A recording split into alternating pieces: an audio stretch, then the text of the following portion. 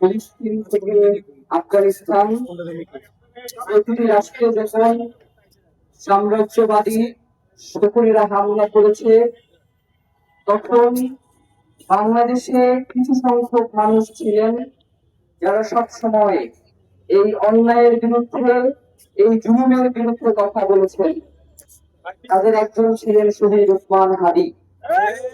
আপনারা জানেন, এর আগেও গত বছর যখন অন্যায় ভাবে ইরানের উপর আক্রমণ করা হয়েছিল শহীদ ওসমান হাদি, তখন এই শাহবাগে আমাদেরকে সঙ্গে নিয়ে দাঁড়িয়েছিলেন ইরানের সেই সকল মুসলিম মানুষদের পক্ষ নিয়ে। দুনিয়ার যে প্রান্তে মানুষ নির্যাতিত হবে, নিষ্পেষিত হবে, জালিমরা তাদের উপরে অত্যাচার করবে, আমরা আমাদের জায়গা থেকে যত ছোটই হোক না কেন আমরা আমাদের প্রতিবাদ জানাতে থাকবো ইনশাআল্লাহ।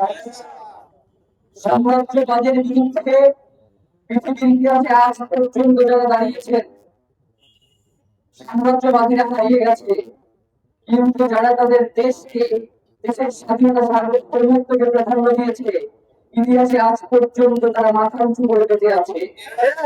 আমরা চাই পৃথিবীর যে সকল সাম্রাজ্যবাদী শক্তিগুলো রয়েছে, যারা অন্যের স্বাধীনতায় বিশ্বাস করে না, অন্যের সার্বভৌমত্ব কেড়ে নেওয়ার নেশায় মগ্ন থাকে, পৃথিবীতে যতদিন পর্যন্ত আছে ইনশাআল্লাহ ইনসাফের পথে একজন মানুষের লড়াই করে যাবে, এমনটাই আমাদের বিশ্বাস।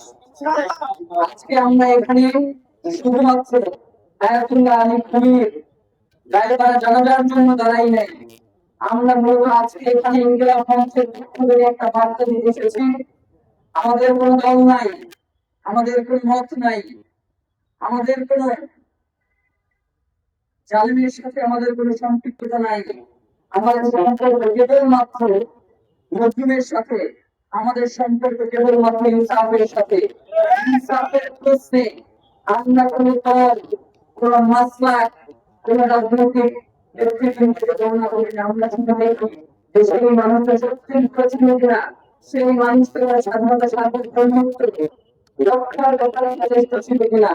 সংগ্রামী বন্ধুগণ, এখন আমরা আয়াতুল্লাহ আলী খুনির সাথে যারা শহীদ হয়েছেন, যারা সাম্রাজ্যবাদের বিরুদ্ধে লড়াই করতে গিয়ে আজ পর্যন্ত জীবন দিয়েছেন, তাদের জন্য আমরা আজকের এই গায়েবাড়া জানাজায় দাঁড়িয়েছি।